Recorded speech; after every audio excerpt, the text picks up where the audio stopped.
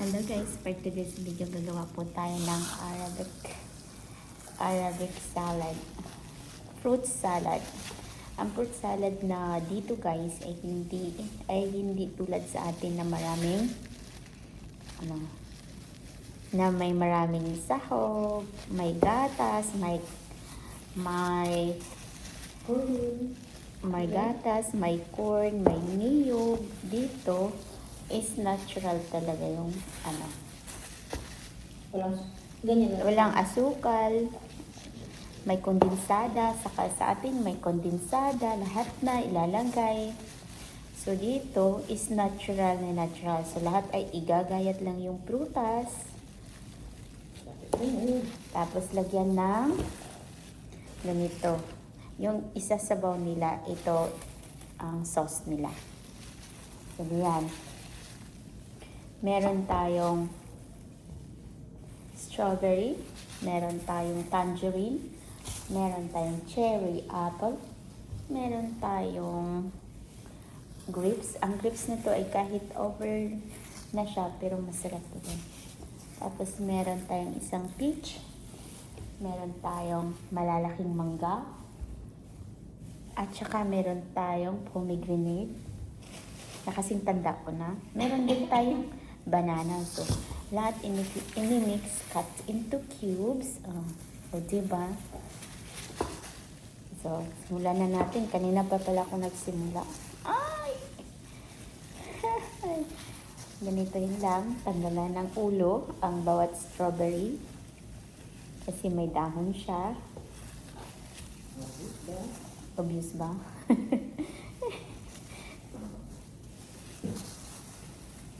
Tapos, i-juicer natin yung juice ate.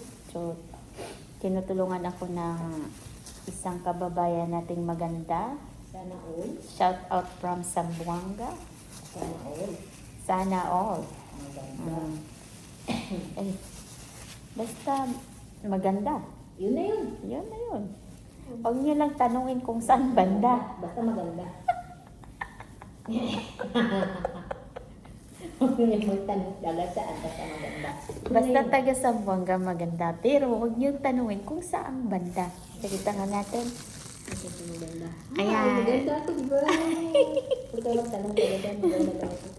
Yung pala negra, pero di. Nasa negra ang ganda ha. Yan, so ikakat natin ng cubes. So just continue what you're doing until the end of the year. Until the end of the month kasi sa So, fresh from vacation po kami. Ako pala. For 4 years. Kaya, ngayon, isasabihin ko sa inyo kung gaano kasaya, kahirap ang Pilipinas. Yan. Kasi, pag sinasabing hirap, syempre, mas mahirap dito, no? Kami kumakayod. Tapos doon, lahat merong red horse. And tanduay. Oh. Di ba nami-miss nyo rin ba, di ba? Pero, dito bawal. Ikat, please. Tama na yan, Pi. Masarap? O Sara, huwag ka nang sumubra. Thank you so And then, much. I make a juicy Juice. Hatian ko na. So, ganyan. Si ate pala is bago naming kasama. So, marunong siyang magbisaya. Hindi ko siya pwedeng imarites.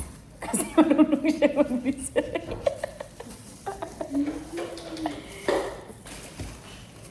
Pag marunong magbisaya, hindi pwedeng magmarites.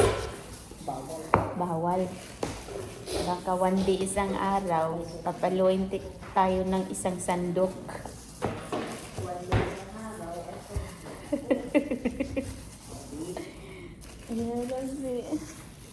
Pero actually guys, napakasarap may kasama kang Pinay. Lalo na kasangga mo kumakain ng bulad. Oh, tapos magkakaubusan ng kanin dito sa Saudi Arabia.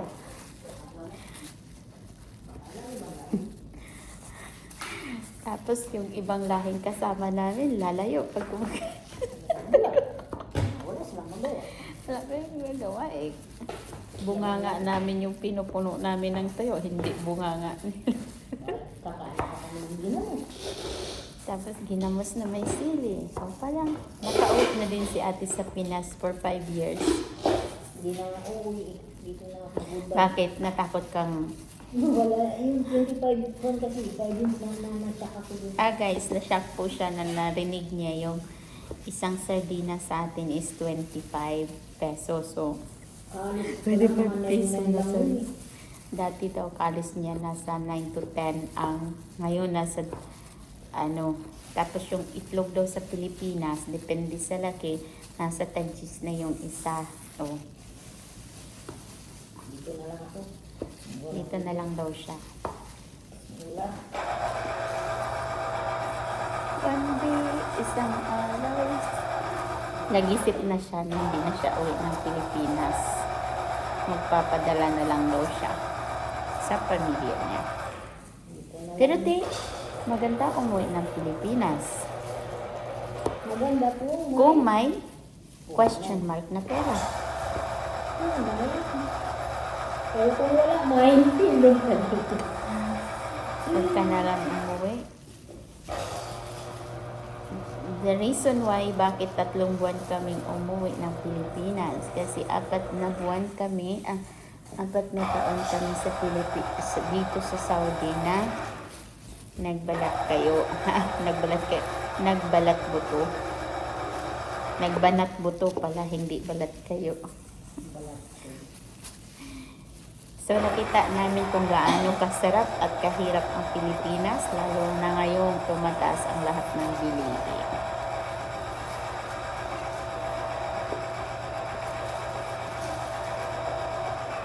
Yung gusto mong kumain, pero wag na lang muna. Dito sa Saudi, gustuhin mong kumain sa restaurant, pwedeng-pwede kasi may pira ka. May sahod ka. Kaya wag na lang i-compare ang Pilipinas sa ibang bansa kung saan man tayo. Sino nga yung phone mo, Habibi? Bakit? Ba't ako may itim dyan? Pacho.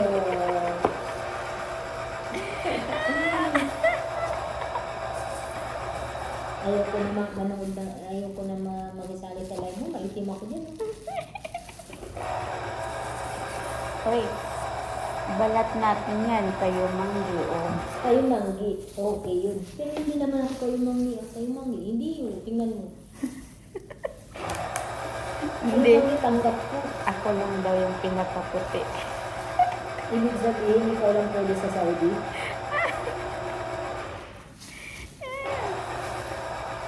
Yan guys, gayatin lang natin itong lahat ng mga prutas.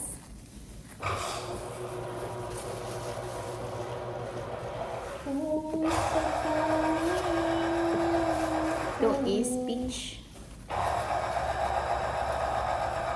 Dati te, itong peach, hindi ko alam na ganito pala ang mukha.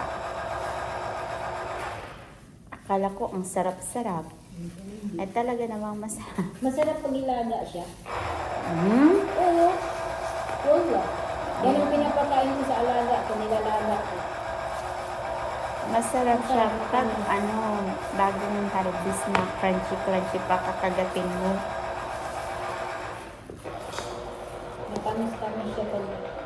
Actually, ito yung pinapakain ko kay James. Nilaga ko kasama sweet potato at saka ganito. Or carrots. Ko sa baby ko, ay sa alaga ko. Masarap, matamis. Alam mo naman pala, nilalaga mo. Kasi hindi ako tumitikim. Nakapit ng sulat ng bagay. Pag uwi ko ng Pilipinas, alam ko ng mga pagkain.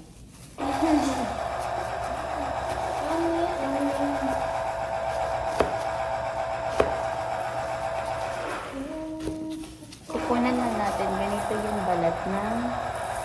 Parang ibon. Parang ibon sa loob. Parang siyang ibon. Parang siyang ibon. Lumilipad.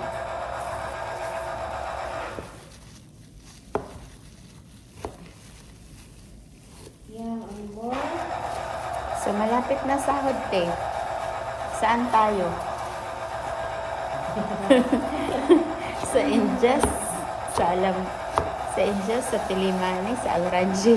Basta sahod na, saya-saya.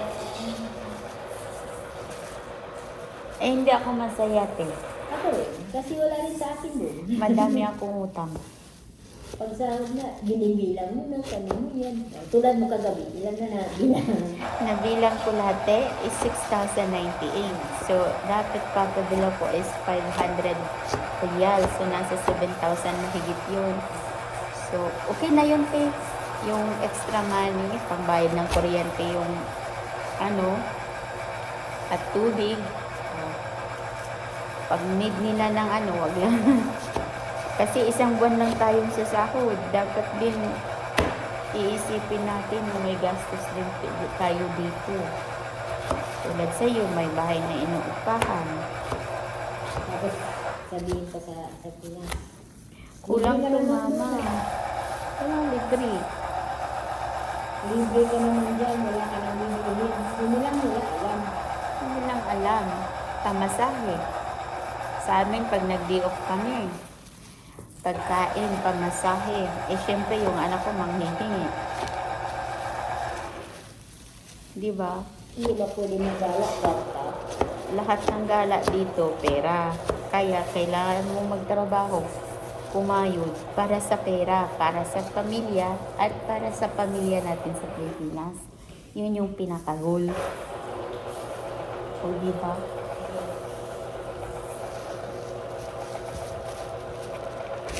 Ito ba balag?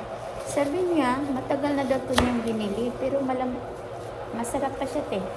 Tayo ang unang Dito magkaon. Ha? Dito magkaon. Apple? Ano?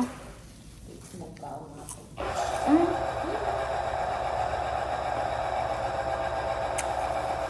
Lami, te. Lami pa ni mo. Lamit pa sa akong uyab. Adi. Pag-ilong mo diya sa taas. Manintamot mo inyo ha diya.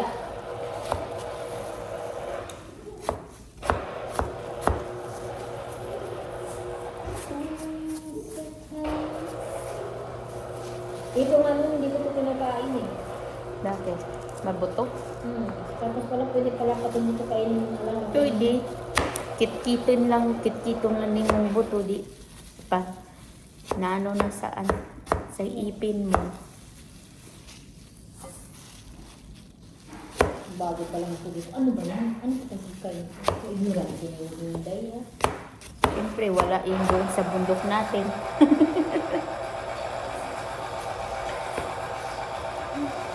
Yan guys, that's it for today. To be continue po natin. Meron tayong part. Pag matapos natin yung ating video. Bye-bye! Sabi.